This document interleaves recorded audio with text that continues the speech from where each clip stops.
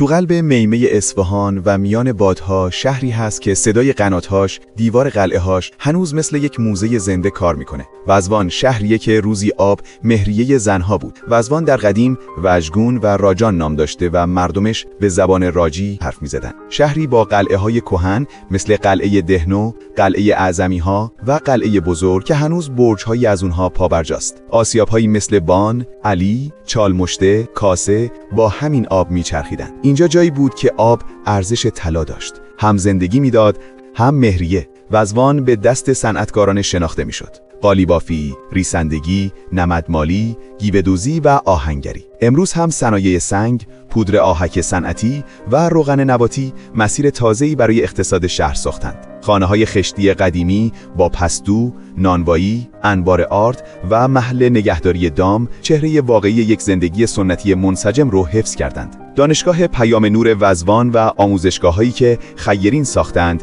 نسل جدیدی از دانش آموزان و دانشجوها رو پرورش میدند. وزوان شهری که با قنات بزرگ شد، با دست مردمش دوام آورد و هنوز روی برج‌ها و خانه‌های خشتیش می‌شود صدای تاریخ رو شنید. اگر دنبال روایت‌های ریشه‌دار اصفهان هستی، صفحه ما رو دنبال کن.